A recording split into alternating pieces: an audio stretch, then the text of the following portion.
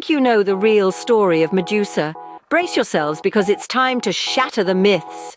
Greetings, intrepid explorers of the ancient world. We're embarking on a journey into the heart of Greek mythology, a realm where mystery and enchantment intertwine with timeless tales.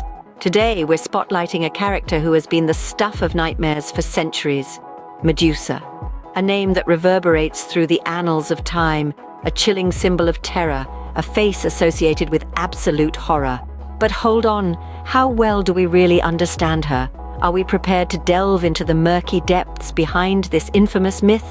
Buckle up, because we're about to unravel the complex narrative of Medusa, a saga that uncovers not just terrifying power, but also the profound beauty, injustice, and divine retribution.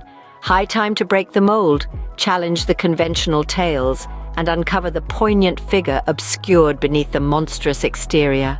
A tragic hero whose story has been buried in the sands of time, eclipsed by the ghastly image that has been perpetuated down the ages. Ready to dive deep into this enigmatic tale? Prepare to meet the genuine Medusa, a persona far more intricate and tragic than the beast we've been conditioned to fear. Are you strapped in? Because we're about to take off. Welcome, fellow explorers of mythology.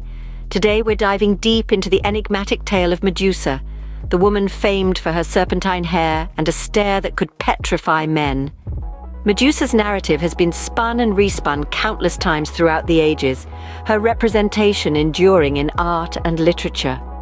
In the conventional telling, she is frequently depicted as a beast, an unsightly figure whose mere look could solidify those who dared to cross her gaze. Once a stunning maiden, now cursed with a mane of deadly vipers, she has become an emblem of terror and apprehension. This is the Medusa we've come to know, the Medusa from the myths. But like all myths, there's more than just surface level. Beneath the dread-inspiring exterior lies a heartbreaking story of splendor, authority, and unfairness. A story frequently eclipsed by the horrific impression continuously propagated over the centuries. Today, we endeavor to cast a fresh light on this celebrated character and dispute the notion of her as a horrifying creature. It's high time we posed the question that has been neglected for way too long. Was Medusa genuinely a beast, or was she just a casualty of circumstances beyond her power? Was she inherently a beast, or did the very deities she worshipped mold her into one? The solutions to these queries reside in the center of the myth itself, in the narratives of her metamorphosis passed down through the ages. We will uncover two primary versions of Medusa's curse. The first involves Poseidon, the deity of the sea, and Athena, the goddess of intellect and combat. The second focuses on Athena's envy of Medusa's allure. Both versions offer a distinctive viewpoint of the myth and provide a unique understanding of Medusa's character. But was Medusa genuinely a beast, or was she simply a casualty of a severe injustice? Let's dive into the two primary versions of the curse and discover the truth. The first version of Medusa's curse is a story of divine power, violation, and vengeance. It's a tale that begins with Medusa, a mortal woman of unparalleled beauty, catching the attention of Poseidon, the powerful god of the sea. Unfortunately, his interest in her was far from benign. Poseidon, overwhelmed by desire, assaulted Medusa within the sacred temple of Athena, a place where she should have been safest. This violation of sacred ground and the assault on Medusa was a direct affront to Athena, the virgin goddess of wisdom and war. Athena, in her fury, didn't direct her wrath towards Poseidon, who was equally, if not more, guilty. Instead, she chose to punish Medusa. A cruel twist of fate for Medusa, who was the victim, not the perpetrator. Athena, in her wrath, transformed Medusa's beautiful locks into a nest of venomous snakes. Her once captivating gaze was turned into a dreadful curse, capable of turning anyone who met her eyes into stone. This transformation, this curse, was not only a punishment but also a form of protection, a deterrent against further assaults. But what does this tale tell us? It is a chilling reminder of the power dynamics between gods and mortals, men and women, and the injustices that can arise from it. It highlights the vulnerability of mortals, especially women, in the face of divine power. It's a narrative that forces us to confront the disturbing reality of victim blaming, where the victim is punished while the perpetrator walks free. The emotional impact of this story is profound. It paints a picture of Medusa not as a monster, but as a victim. A woman who was punished for a crime she didn't commit, forced to carry a curse that was more of a burden than a power. It's a perspective that challenges the traditional view of Medusa as a terrifying creature, prompting us to reconsider our perception of her.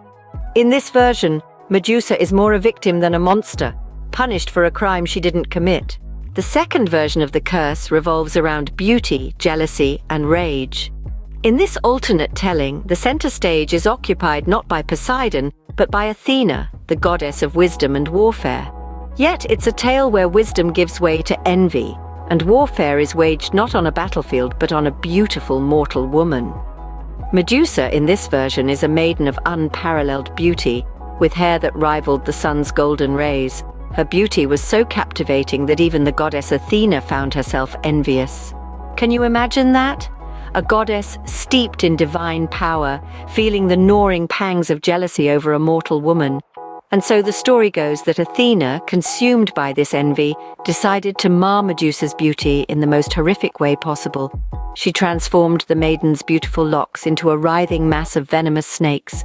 One look at Medusa's once enchanting face now had the power to turn a person to stone. It's a chilling tale, isn't it? Imagine being punished so severely, not for any wrong you've committed, but for the mere fact that your beauty aroused envy in a goddess. It's a tale that highlights the capricious nature of the gods and the fragility of mortal lives in their hands. But let's delve a bit deeper into the emotional impact of this story. Picture Medusa, who once walked among her people as a beacon of beauty, now feared and shunned, her life irrevocably marred by Athena's jealousy. This narrative paints a heartbreaking picture of a victim, not a villain. Medusa in this tale is not a monster, but a woman who suffered a terrible fate at the hands of a jealous goddess. From this perspective, Medusa's transformation can be seen as a manifestation of the destructive power of envy, a warning against the dangers of letting jealousy consume us. It reminds us that those who wield power must exercise it with care and wisdom, for the consequences of their actions can be devastating. In this version too, Medusa is not the villain, but a victim of envy and wrath. Now that we know both versions of the curse, let's delve deeper into the themes, meanings, and their modern connections. Our first theme is victim blaming. In both versions of the myth, Medusa is punished for circumstances beyond her control. Her beauty incites envy and lust, resulting in a cruel transformation. This reflects societal views where victims are often blamed for their own victimization, a disturbing notion that persists even today. Another prevalent theme is power. The gods in these myths wield their power without restraint, transforming a mortal woman into a monster out of jealousy or wrath. This stark contrast between the omnipotent gods and powerless mortals symbolizes the potential abuse of power, a concept that still resonates in our modern world. Then we have the theme of monstrous femininity. Medusa's transformation into a fearsome creature with snakes for hair and a petrifying gaze reiterates the age-old perception of strong, beautiful women as threats. This notion of monstrous femininity is a stark reminder of the often unjust societal expectations placed on women. Now, let's draw some modern connections. Medusa's story shares some unsettling parallels with the #Me Too movement. Just like Medusa, many women have come forward to share their stories of assault, only to face blame and doubt.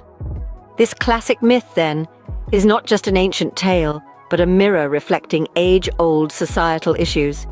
Further, Medusa's beauty, initially her asset, becomes her curse, drawing unwanted attention and eventually leading to her downfall. This resonates with modern beauty standards, where appearance can often become a burden rather than a blessing. The pressure to conform to these standards and the scrutiny that accompanies them can be overwhelming, echoing Medusa's tragic fate. Medusa's story, seen in this light, shares disturbing similarities with modern issues. It invites us to reconsider the label of monster and to empathize with Medusa's tragic plight. So, was Medusa really the monster, or was she the victim of a terrible injustice? As we near the end of our exploration, there are still some unanswered questions about Medusa. One can't help but wonder, what was her life like before the curse? Was she a simple maiden, content and oblivious of the tragic fate awaiting her? Or was she already a woman of strength and character, a beacon of beauty, poised to challenge the gods? If we step away from the horror that her curse brought, we might imagine a different scenario. What if Medusa, instead of being a monster, was gifted with her petrifying gaze as a form of protection, a divine tool to fend off those who sought to harm her? Could she have used her power differently, not as a weapon of fear but as a shield, a deterrent to those who dared to transgress? As we ponder these questions, let's revisit the main points of our discussion. We've delved into two prominent versions of Medusa's curse, each presenting a unique perspective of her transformation. Whether it was the result of a wrathful Athena punishing her for Poseidon's assault, or the goddess's jealousy of her beauty, the overarching theme remains the same. Medusa was a victim of circumstances beyond her control.